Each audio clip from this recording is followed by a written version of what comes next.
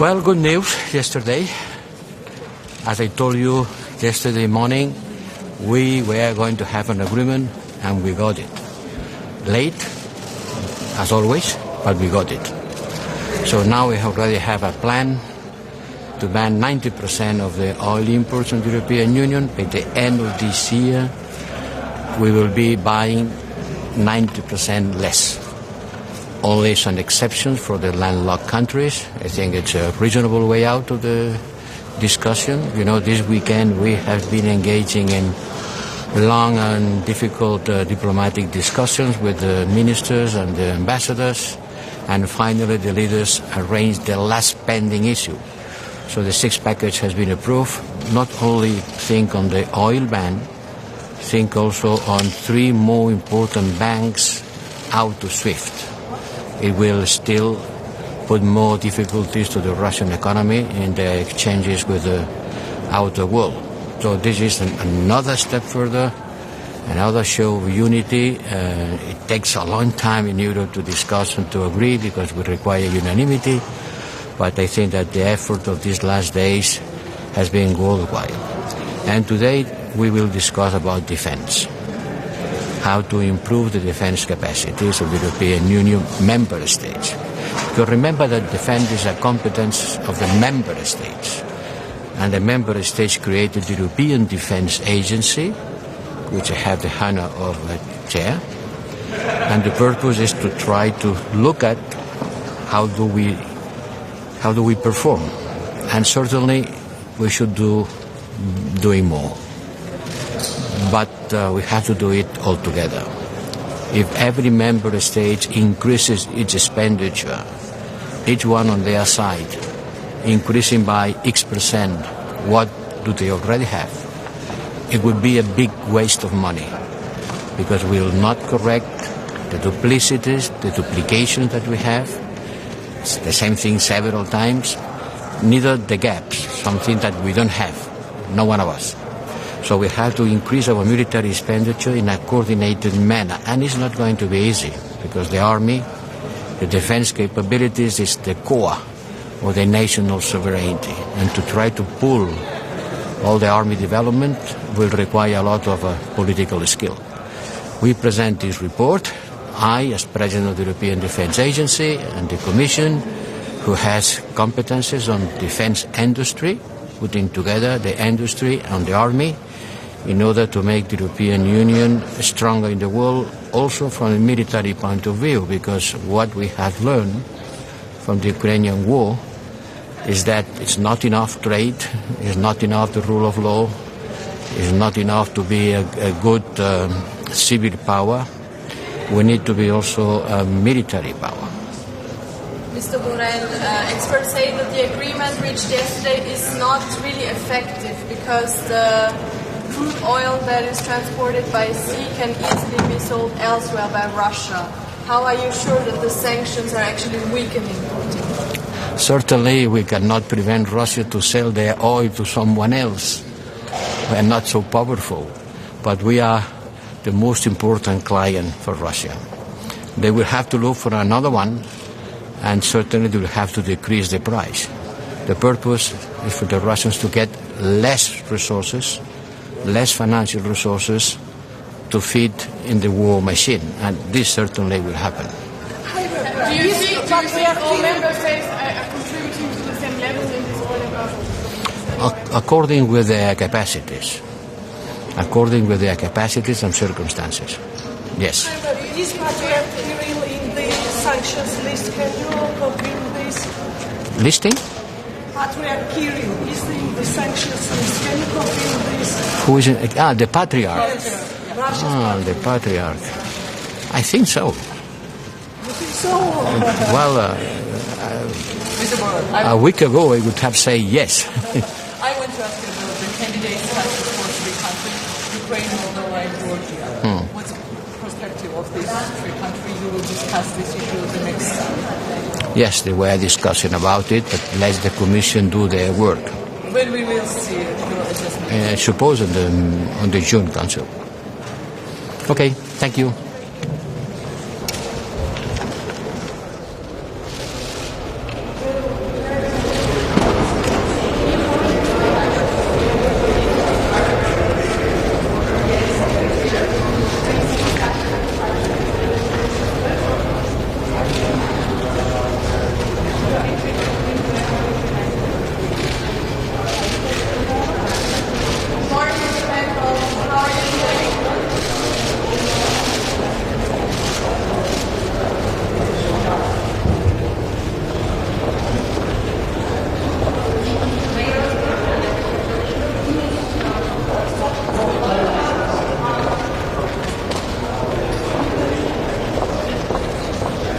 energetski še vedno lažji del problema, ker najtežji oreh še prihaja, to pa je plin. Tukaj pa, rekel, good luck tistim, ki bodo našli to rešitev za kvadraturo kroga.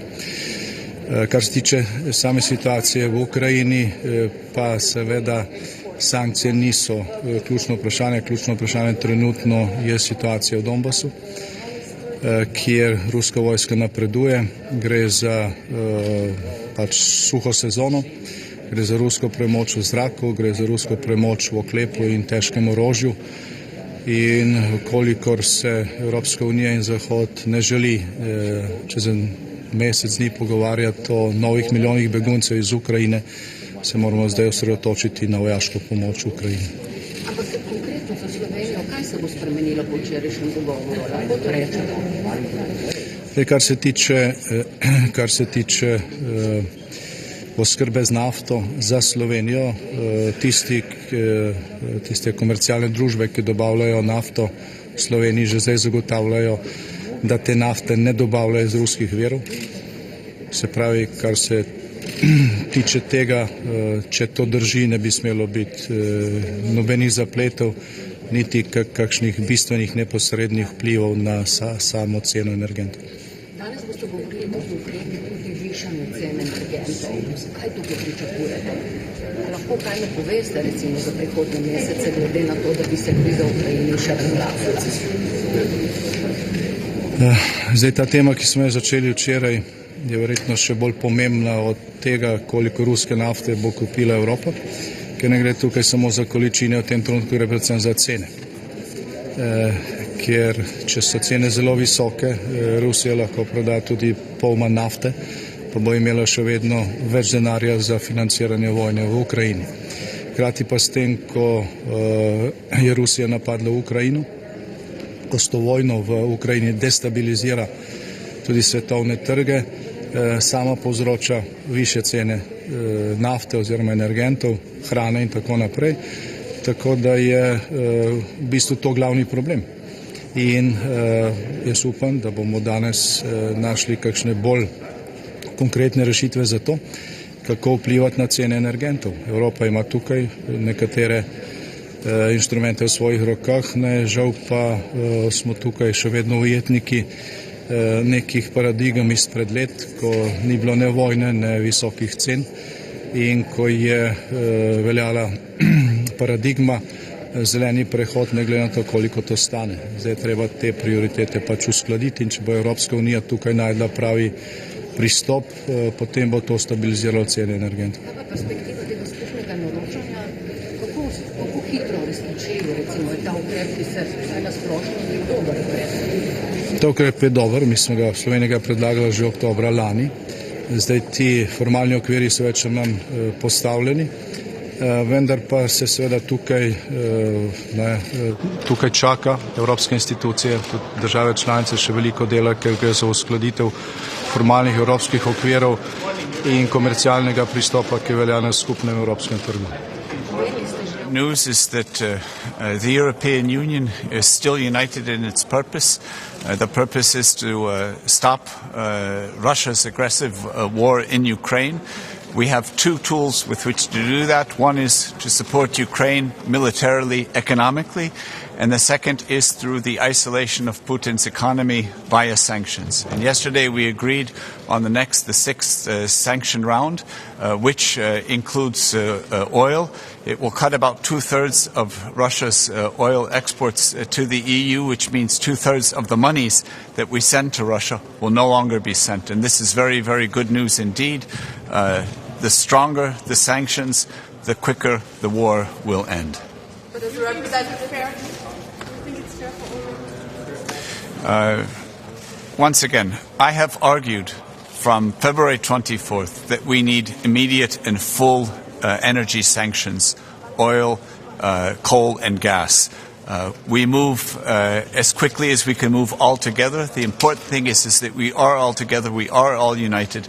I think it's a fantastic step in the right direction to make it ever more difficult for Russia to fund this war of aggression in Ukraine.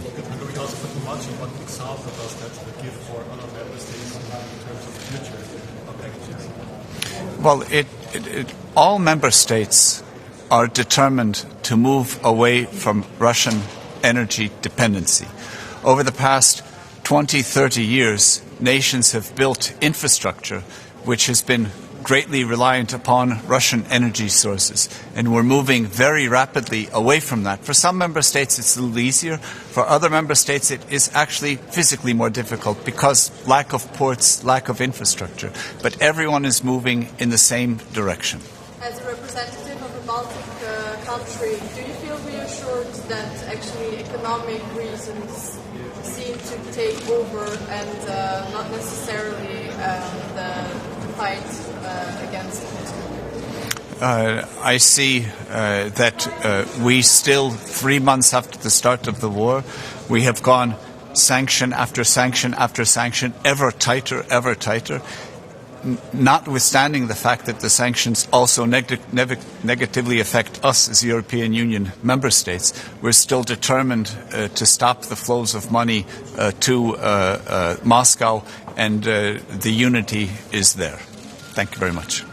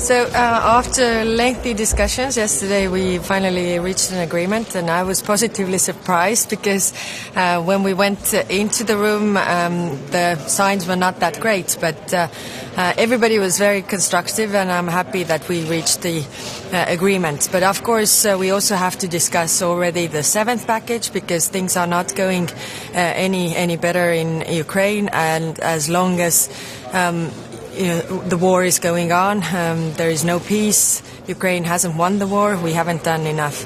And of course, we talked about pushing Ukraine for peace. That there are signs that the peace could be the ultimate goal. But we had very intense discussions about this, and it's only up to the Ukrainians to say what kind of peace they are able to live with, and also we have to give them all the military support so that they can defend themselves, because the peace can't be the ultimate goal. Even if there's peace, the atrocities for those territories that are conquered will continue. So if we want to end the human suffering, we also have to push the aggressor back to its borders. Thank you. Will you discuss the gas embargo today? Not today, no. We discussed it briefly already yesterday, but gas is, of course, much more difficult than oil already was. All the next sanctions will be more difficult because so far they have only hurt Russians, but now they're also having effects on Europeans, and that's why it's much more politically difficult to decide those things. So we will not discuss gas today. We will discuss repower and energy issues. We will discuss defense and, of course, the food security as well, which is very much connected to the war in Ukraine.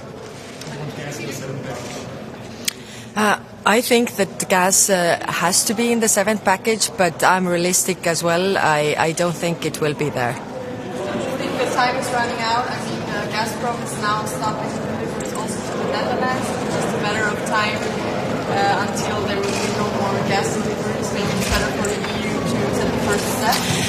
Yes, what we are doing, we are focusing on getting additional gas supplies, and also yesterday evening we talked about the Repower EU, how to get the necessary energy for European Union, for different countries have different problems. But the worry, of course, with the gas is that Russia is switching off not only Netherlands but also Denmark. And maybe this will go so that the Russians will put the sanctions on gas. Today, are you going to discuss defense as a neighbor country to Russia? What do you expect as Estonia from this discussion? I expect the unity and also the decisiveness on doing things together. What I mean by this is that there are military capabilities, big and expensive military capabilities that no single country alone can do. And now that all the countries have said that they will increase their defense expenditure to 2%, then the question is for what it is really spent for. And I think, for example, the air defense covering a larger area is something that we can do together, procure together. I expect this discussion to be not so much, regarding the national interest, but the European interests as a whole in regards to defense. Okay.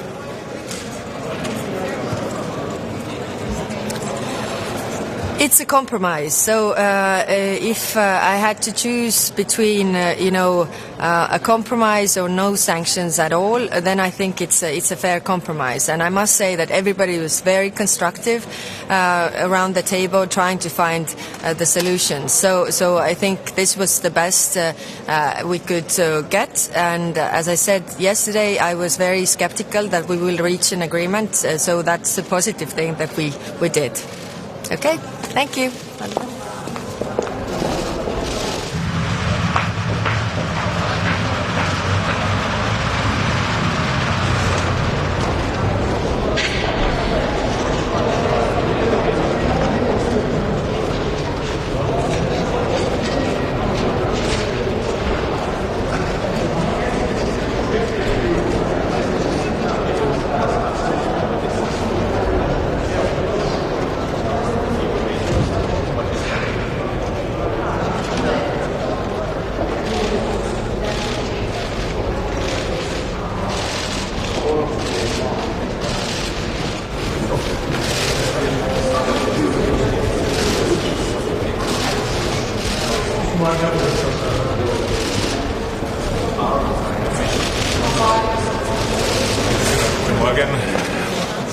Bis in die Nacht ist verhandelt worden. Hauptthema natürlich der Russland-Ukraine-Konflikt.